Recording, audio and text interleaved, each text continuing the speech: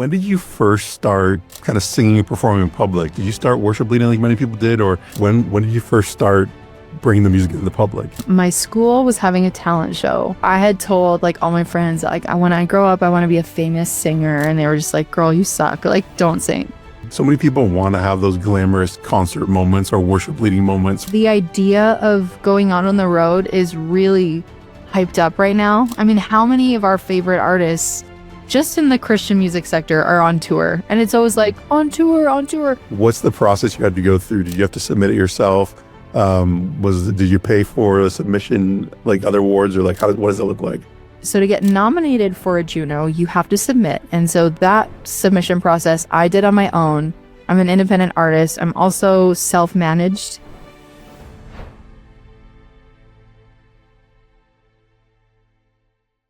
All right. Well, welcome to the Christian Music Mentor podcast. I am so excited for you to hear my guest for today. She is an amazing Canadian Christian gospel artist, songwriter, producer, known for her warm, encouraging sound, and her music blends pop, contemporary, and jazz influences. I am talking about no other than Elenee Young, and she's also a multi-award-winning artist with even a recent Juno nominee. So that's a super fun thing. So let's give her a warm welcome to the show today. There's no one else here but me, but I'm giving you the warm welcome. I love it. Love it. Thanks so much for being here today. And thank you so much for having me. The warmth is felt over here. Yes, exactly. That's awesome. And we both share the Canadian vibe. I'm in Canada right now as well, and I'm Canadian, grew up here. So we're going to dive a lot even into, whether you're from Canada or even somewhere that's outside of Nashville, talking about what it's like to be in a non kind of Christian music-based center. And I think for many of you, most of you listening today that aren't in a major music city, you're going to get a lot out of this conversation. So, Elenee, why don't you tell us a bit about where you grew up and kind of even the location you're at now? Like, are you in a real bustling metropolis, or are you in a different kind of location? Where you think out of? So I was so blessed to be born and raised in the same place that I live right now. I know that that's not generally common, especially when people, go off to university and have families, and it's just usually you don't end up in the same spot. So I am proud to be in the same city of Lloydminster, Saskatchewan / Alberta. We are a border city, so I live on the Saskatchewan side, but my business is on the Alberta side. So it's wild doing all that switcheroo all the time, but we're so used to it. I don't even know what life would be like without a big divider between the city. Wow. I'm a third generation restaurateur, so I own a Greek and sort of Canadian, I guess, restaurant with my grandparents who immigrated from Greece in the 50s and 60s, and my mom. And so it's super fun. I'm also half Métis, and that side of me has actually played a lot into my music that I make. So it's interesting how I get to sort of tap into both sides of who I am as a person, being Greek and like doing the hustle of restauranting every day, and then being Métis and like battling the generational trauma in the form of healing through music. So it's wild, it's cool, it's never without chaos, but it's my life. That's amazing. And is your restaurant a Greek restaurant in and of itself, or is it a different style? Yeah, so it's Greek in essence, like it's owned by a Greek family. But our menu is very broad. We've got like pizzas, pastas, steak, all that kind of jazz. And then we also have like an exclusively Greek menu that's all homemade in-house. So it's, you can kind of get a little bit of everything there. Amazing. I love that. Serving food for the masses and then serving the music up for people as well. So that's amazing. So did you come from a musical family, or were you the first one to kind of pioneer in that area? So I actually don't talk about this very often, and I need to discuss it more. So you're hearing it here possibly for the very few times that I've ever talked about it. My grandparents on my dad's side, so the Métis side of my family, they were in a band all throughout my childhood. They were in jamborees all the time. They played like the most obscure of like music. So it was country.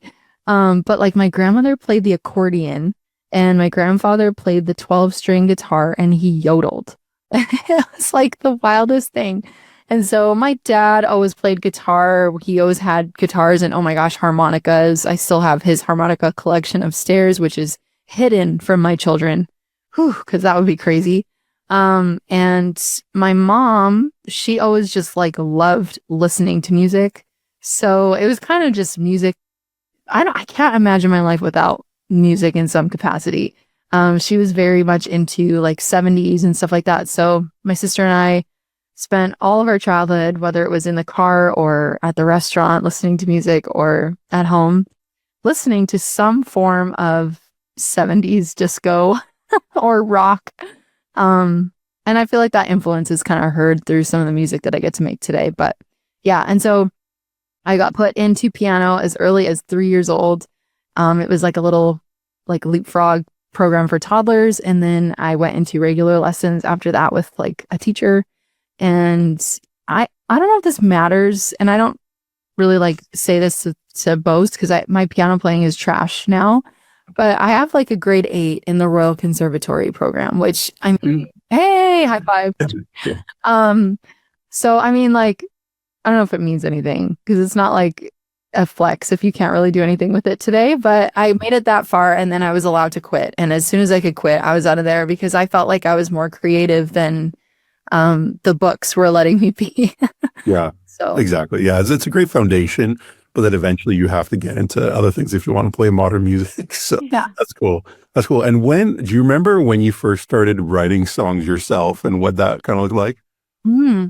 I would have been about 7 or 8 years old, and I remember writing poems, like so many poems. They were about the darndest things, Brad. Like I'm talking, there are poems about, friendships that were on the rocks and my dog and what does he do when he's home alone all day. And, like how I wanted to be a horse. That's amazing. I want to hear that one. Spirit was like, I remember when Spirit came out. I feel like it was like very early 2000s, like 2001 or 2002. And I remember like obsessing over Spirit. And I just like wanted to embody a horse. Thank goodness that the world was a little different back then than it is today, or I actually could have been a horse. Anyway, that's right. For another day. I won't get all crazy here, but yeah. So as soon as I realized that poems were rhythmic, like they were less about like lines with words in them and more about a rhythm and how you read it, I was like, oh, obviously the next step is to make a melody with it. And so it was really that early, like 8 years old. I was just making stuff up. Again, nothing like to share. I would never sing one of my songs here, but I have my piano still from when I was 8, like a keyboard that my grandparents and parents bought for me, and it had a recording feature. And so I actually still have all the recordings of all my songs that I made. Wow, amazing. And what was that on the first ones? It was like was it tape deck or? No, well, so I have that too. Like from my spending time with my grandparents, they had like a recording, but it was like, so you can't hear my voice. You can just hear the piano to it. So I would record, it had like a recording button. You'd play the piano and then you'd stop it. And then I would play it back and then sing my poem to the piano. So yeah, it's cool. Love that. Love that. And then when did you first start kind of singing and performing in public? Did you start worship leading like many people did, or coffee shops, or when did you first start bringing the music into the public? So this is not what your audience is going to want to hear. So buckle up, y'all. I was 13 years old and my school was having a talent show. Okay, I'm going to say this. I feel like I deserved some of the bullying that I got. Okay. I was such a weird kid. I mean, I wanted to be a horse. Like that should be enough. But I thought that I was such a good singer and I wasn't. And like, let's be honest. So I had told like all my friends, like, when I grow up, I want to be a famous singer. And they were just like, girl, you suck. Like, don't sing. So in the talent show, I put myself in as a singer and I feel like I had a friend with me and we went up there and sang our song. And I didn't realize, so back in the day, you might remember this, but our school gyms, like the stage was like inside a room and then the gym, and everybody would sit in the gym for like assembly or whatever. Yep. And so the speakers were outside of that room projecting into the gym. And so I didn't hear whether it was bad or good or anything. All I heard was like the track, which was playing from the room in, and I heard like what was coming out of my face. Oh my God. And anyways, at the end, they were like, we didn't hear you. Why didn't we hear you? Did you turn your microphone off? And it turns out this group of girls who were emceeing turned my microphone off before I went up. And so like I didn't, yeah. And it was not one of those microphones that was like a switch. It was like you had to do it from like a, you know, not a board, but like a mixer thingy. Oh my gosh. Mean Girls. Mean Girls. It was Mean Girls, but also like fair enough. I will give them that. So that was like my first experience with like putting myself out there and performing, and I really never did it after that. I got to lead worship at our church. Probably like my first time was like maybe 12 years ago. Yeah. And I knew that I could sing and I knew that I could play piano, like enough to get through the service. But I felt like there was this weird pressure to lead worship like Stephanie Gretzinger or like the Bethel people, which they were popping off at that time. And so I feel like my intro to singing in church was like weird because I wanted to do all this like movement on the stage and I just want to be like barefoot in the presence of God, you know, old school Bethel stuff. But my church just wasn't that kind of a church. You know, we were singing like hymns and we were singing choruses, you know, and so I just was like learning to read a room and then kind of just sing for the room. That was really my intro. And I to this day, like I just haven't performed that much. I mean, it sucks, but like my anxiety just gets the best of me. I have a tour coming up. That'll be very interesting. I've been really working on it, and I've been blessed with some opportunities to just dip my toes in without any pressure. And I feel like that's been wonderful, but I'm still absolutely terrified to perform people. That's just the way it's going to be probably. And with that, I hope the Lord like removes that from me. But that one time when I was 13, like I feel like that imprinted something on my heart for the rest of my life. Ugh. Yeah. Wow. Yeah. It's crazy how those young memories, I remember I was doing a speech competition once and these guys were like making, it wasn't as bad, but they're like making faces at me the whole time I was doing this memorized speech. And it just like threw me so off. I like ran away off stage crying or something. I was like, that was bad. But yeah, just that bullying, it is power. Like it can imprint you. And yeah, I think like as you go out on tour, I think you'll find the peace. And this tour is with Kagan, right? Yeah. And yeah, I know Kagan well. So that was cool. Hey, that's awesome. Yeah, he's we great. stayed at their house a bit when funny story. But I went to Nashville one time and I rented this house and it was a scam. And I got like paid for it and it was like a scam. They took someone else's photos. Anyways, the Denny's put me up because I know Flex still live for a month too.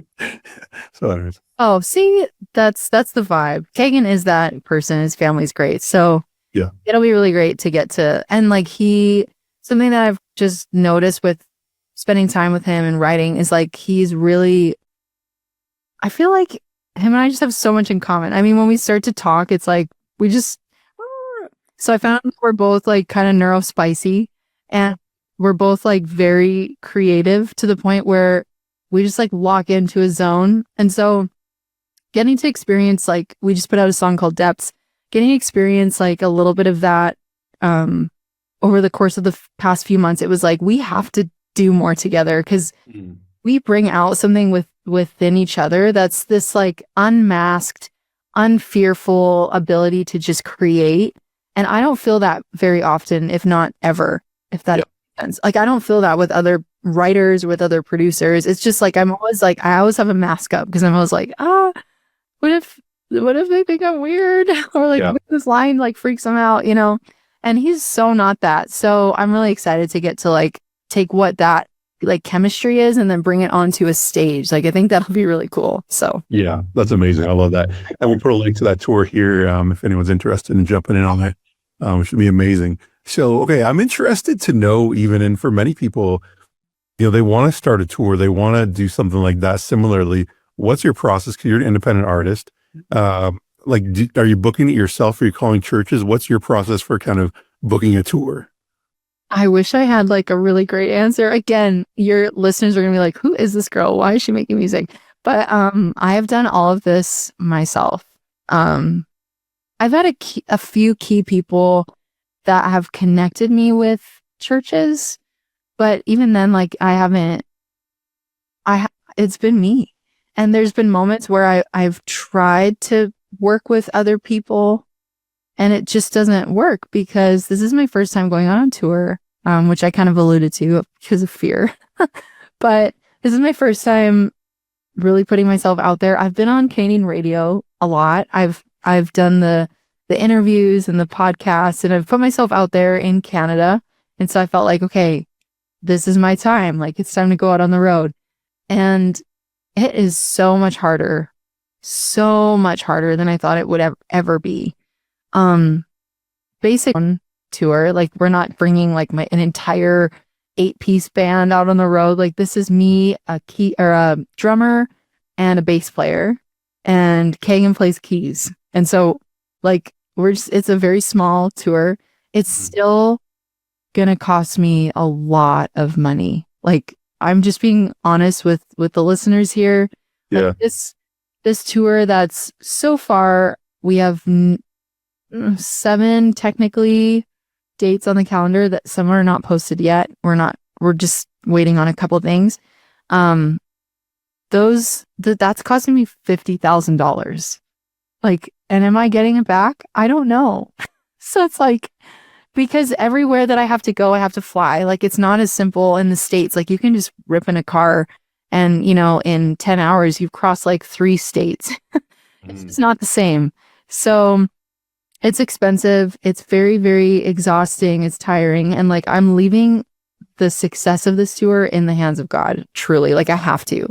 Because if I dwell on the fact that we haven't sold nearly enough tickets, if I dwell on the fact that like, for every one venue that said yes, there were 30 or more that said no.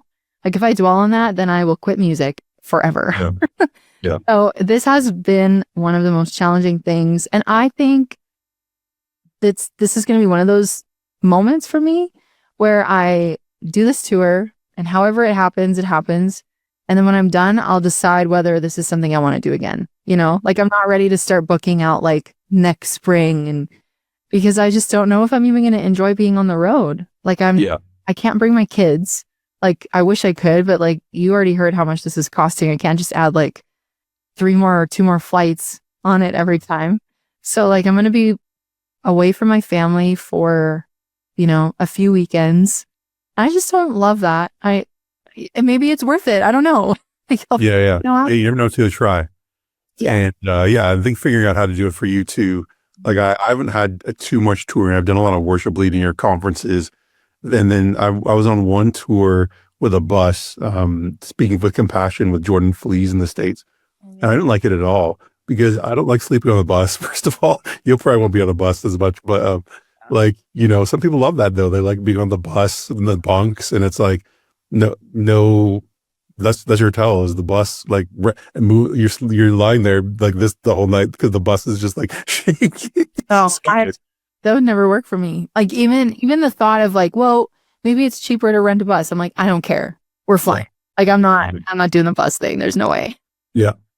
That's cool. I love that. And you never know what you try. And I love that doing it because then you'll know what you like, what you don't like.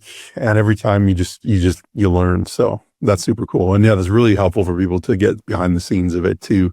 So many people want to have those glamorous concert moments or worship leading moments when they're, in front of people. And that's only 2 hours of the day or 90 minutes of the day. Like the rest of the day is not that glamorous. It's quite difficult. Right. And the other thing too is like, I think that the idea of going out on the road is really hyped up right now. I mean, how many of our favorite artists just in the Christian music sector are on tour. And it's always like on tour, on tour. They're posting all these like, behind the scenes clips every day of like, oh, pulled over to the side of the road to like stretch, I don't know, or whatever, like music, this is my green room session. Like, and it always looks so fun. And I trust that it is a lot of fun, but like that doesn't just happen, like even just to have someone taking that video is costing that person money.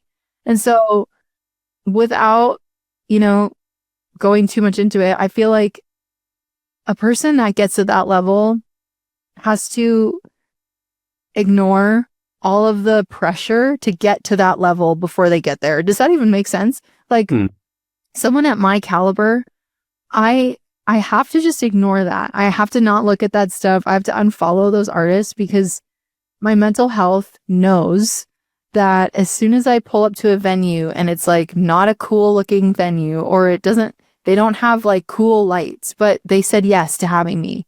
And there's someone in that crowd that needs to be impacted by my testimony. Like that is so important to me. But as soon as I pull up and it doesn't meet these expectations of like artists that I've seen, that's going to break me because like, that's where my head is. It's like, well, this doesn't look cool. This isn't video friendly. This doesn't match the vibe. It's like, no, we go out on the road, we share our stories and our songs so that someone can be impacted positively by Christ. I want to do that in the best way that I can, which is why I think like this tour is going to be great. I have to like focus on the good things. If we don't sell all the tickets in the world, but there's still someone or a group of people that get deeply impacted by our stories, then I'm just like, great. We'll never tour again. We're in the hole. But at least like for that period of time, I was able to make an impact in like the small corner of the world that I'm at, Yeah, totally. Yeah, so good. Now, so speaking of finances and funding, obviously you have a job, you're working, which most artists are, even people who are playing for bands in Nashville, they're working side gigs and different stuff. But, I think two of the biggest expenses, obviously tour is a big one, massive one, but album creation is a very big expense, especially if you're wanting to work with a quality producer. So first of all, can you share, like, I'm sure you've checked out a couple different producers for a quality radio friendly soundtrack. What's the kind of level you're seeing that people are needing to invest? And then what ways have you found, or would you recommend people for figuring out like, how do I fund this? So it's hard for me so the people that I've worked with, like my producer that I've worked with since the very beginning, his name is Chris Hardy, and he is one of life's greatest gifts to me. He doesn't charge enough, and that's its own thing. Like, he never has charged me what I think he's worth. And because of that, I've been able to put music out, which has been so great. For a while, I prioritized going to conferences and going to Nashville and writing retreats. So my funding that gets, maybe this is just my family thing. Maybe this is normal. I don't know. But we have a budget every year. And it's sometimes not even really like an exact number that we have, but we have money that we set aside throughout the year for me to do music stuff. And again, it's not this like, okay, Elenee, you have 50 grand this year to play with. No.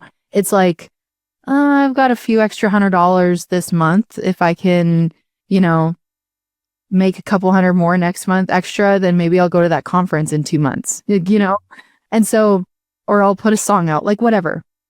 So I would always prioritize getting in the rooms with people that are doing what I'm doing. And from those conferences and experiences, I was able to meet a ton of really, really wonderful people who will produce music for cheap, who will just write with you, who will get you sort of in rooms where you wouldn't be able to get yourself. And sometimes I feel like that is way more valuable than like spending $2,500 on like a top tier K-Love producer. You know what I mean? Now, to answer the second question, I feel like there's so many different ways that a person can fund their music, and it'll be really specific to each listener. But for me, we don't have a very fancy house. So you can see behind me, this is my studio that my husband built for me in our basement.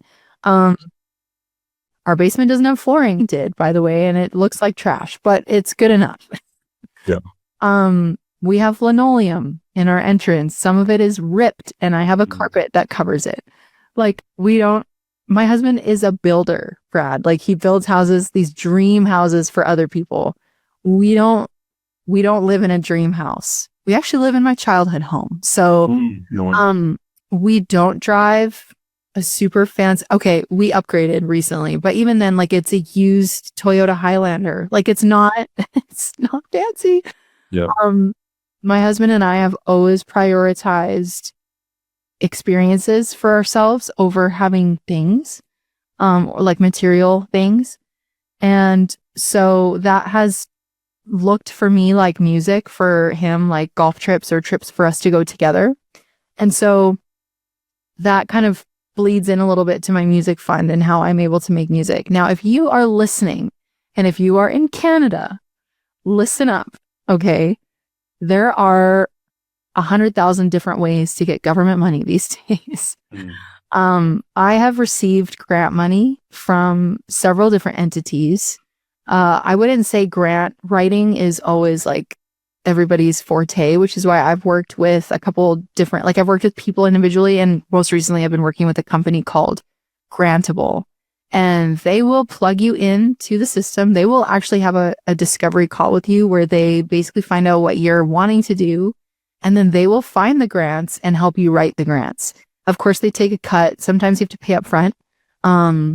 And then like on the back end, they'll take an admin fee. But to be honest, like as someone who wears a pile of hats, that saves me so much time in the long run. So a little plug for Grantable. They're wonderful. I would never work with anyone else at this point. Like we know each other so well, me and John, he's my grant guy, and we just, I don't know. It's so great. So that's a really great way to do it.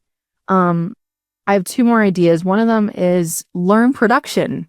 So you'll see I'm in my studio. This studio came it came a pile later than my production. I have been producing out of a closet. I have been producing out of my kitchen table. And I have this was my OG like mini keyboard that has got me a lot of great opportunities to produce. I've taken 1 million courses from YouTube University for free on Logic Pro. Y'all, you are standing in the way of learning music production. So just go, and the world is your oyster. Learn everything that you can. Later on, better equipment comes, but start with like just a laptop and a little MIDI like I just showed you, and maybe a little cheapo microphone. This one is even more expensive than you need to start with. Like find one $200 or less that's just like this little cardioid mic. And it'll do what you need it to do. So just start there. Once you learn, I feel like you're able to communicate better with a possible producer as to what you want, or else you will find yourself working with these producers that are charging you a pile of money for stuff you don't like. So that's its own another thing where you're able to sort of save money, not time necessarily, but money on working with producers that you're able to communicate properly with, and you're able to even do some of it on your own and then like pass it off to someone to build. That's so helpful, y'all. And my third tip is sugar daddy. No, I'm just kidding. That's right. My third tip is a Kickstarter. I did a Kickstarter last year for the album that I released in October. So it was this time-ish last year, March, I guess, where I did a Kickstarter. I was so nervous because it's all or nothing. Kickstarters work in the worst way, but also very motivating. I was overfunded, and so that was wonderful. And it was like the last minute, people just came through and gave a whole bunch more than I even asked for. So it was super cool to have that support. Those people also turned into an email list, and those people also turned into supporters of that particular project, which ended up getting nominated for a Juno. So it was my first ever album that got me my first ever Juno nomination. And because I was able to sort of keep everybody up to speed, it was cool because they had ownership of that album as well. And so the more you build trust with your audience, whether it's through social media or through the music that you put out, whatever, however you're sharing your story with people, I feel like the Yeah. more inclined they are to give to your project. So I'm not saying like start a Kickstarter today. I'm saying like start building rapport with your audience and start putting out stuff and just sharing your heart and like why you do what you do, who you are as a person, you know, behind the screen. And once people have this level of trust with you as an artist, I think they're more inclined to support you financially. So, yeah, those are like my 3 or 5, Yeah. I don't even know however many tips I just gave there. Yeah, that's so good. So many good tips there that people can take. So yeah, the Juno nomination, which if you're outside Canada and haven't heard of it, it's like the mainstream, like the US has the Grammys, the Canadians have the Junos. So it's not like just a Christian award show. So how do you somewhat like, someone might think, oh, you've got to get chosen. They're just going to find your album and nominate you for a Juno. Like, what's the process you had to go through? Did you have to submit it yourself? Did you pay for a submission, like other awards, or like what does it look like? Yeah, it was so this year our category Christian and gospel, I think it's called contemporary Christian and gospel or something. It was threatened to be eliminated. So with that in mind, I was like, everybody in our genre was like, and we put projects together. I already had this project ready to go and release, and I knew the Juno not submission, but the release deadline, it had to be released before November 1st. And so I was like, okay, it's set to release October 18th. And like, we're just making the cut. It was actually supposed to be released in June, and then it got moved a whole bunch of times, but that's just life. And I'm not even mad about it. So, it met the criteria. And so to get nominated for a Juno, you have to submit. And so that submission process I did on my own. I'm an independent artist. I'm also self-managed, and I'm just selfed. I have a paper agent who does the most. She's so wonderful. I would say that she's like a manager, but in terms of like the heavy lifting and the stuff, like I do most of it on my own. So, costs money. I don't remember how much, to be honest. I am a Juno's delegate, a Karis delegate. And so I got it at a cheaper rate, but it was still like, I don't know. I want to say it was near $100 for my submission. Yeah. Which is honestly pennies on the dollar when you consider like what the nomination could get you. Yeah. And so I knew that there was a bunch of artists that were putting their art in our category. So I felt like, I don't know. I was like hopeful that at the very least, the Karis as a whole would see, and Karis is like the Academy. It's the powers that be that make up the Juno thing. So I was hoping that they would see the influx of submissions and then at least keep it another year so that maybe next year, like 2026, I could submit again and maybe get a nomination. Like that's where my brain was at. I did not expect to see my name on the nomination list. So how it works is all these people put in, and there's a jury that comes together and judges all the submissions, and then they narrow it down to the top 5 or so. And so for our category, there were 5 nominees, and I was there. I freaked out. I knew, though, that part of winning the Juno required a certain level of metrics. And I knew, based on who I was up against, who were not fully independent artists, so just put it that way, I knew that I didn't necessarily have the numbers to win, but I was still like, okay, the nomination to me is such a win, so I'm good with it. Exactly. So yeah, we did it. We got nominated, and that was such a win. The Junos were the end of March. We flew to Vancouver, and it was such a fun experience. I mean, I'm tired. Like I feel like I'm like, my brain is hungover. Does that make sense? Like I'm not actually, but my brain feels like I need like a 2-month sabbatical just to take it all in and like get rid of it. So I'm so exactly. Yeah. And so I didn't win. Ryan O'Fay won, and I was really rooting for him because I thought, I don't know, it's cool to see someone at his caliber representing Canada in the way that he does. So I was really excited when he won. And I don't know if I feel like I over answered that question. Yeah, no, that was good. Yeah, it was good. It's good to know. It was like a cool experience to be a part of and seeing that whole thing happen there. That's awesome. So yeah, I mean, you've learned so much from this experience. And I was also wondering the other question. I'm sure you could do a whole hour on this one question. So you have to do the Cole's notes, one or two things, but like Okay. in creating this album that, has resonated with a lot of people, even the industry recognized it as like this quality stuff. Um, what did you learn through the process of creating this album that you would like take into your next album, or that you'd pass on to somebody else who's wanting to create their first, self-titled album or something like that? Hmm. That's such a good question. I don't think I've ever been asked that. I've asked like, how did you make it? Or what is it? Why? What is it from? But for me to say like, I learned, I think that healing in my life didn't have to look so linear, and the album reflects that really well. Like if you listen to the project top to bottom, it's like weird. Some things are just like, what? How does this fit in this album? Like, it's not so, there's not this like sonic undercurrent that's the same. Does that make sense? Yeah. Some songs are really rock. Like I think of like No Place Here, and there's some rock vibes in there. There's a ballad or two in there. There's one that feels very gospel. There's one that feels very soul.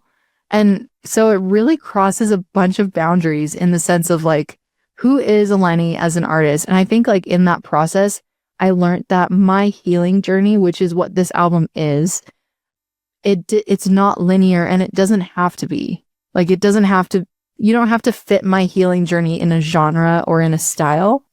There's a couple songs that didn't make the cut just because I didn't feel like in this season I want to release it. But I mean, there are songs that I wrote in this journey of writing for this album that aren't really Christian. They weren't so like Christianese, and they didn't have this really specific Jesus message, but they held space for faith. And I wanted my album to be that for people. Like, even though the ones that did make the cut, yeah, they are a little Christianese, but yet they hold a lot of space for nuance and interpretation. And I just love that. So I also learned that you don't need to take, 80 years to write an album. Like, I got to write with Cherie, like for a lot of these songs. And it was like, we needed to put dates on the calendar because I had a flight already booked to Florida where I was recording. I was like, girl, we need to write the album.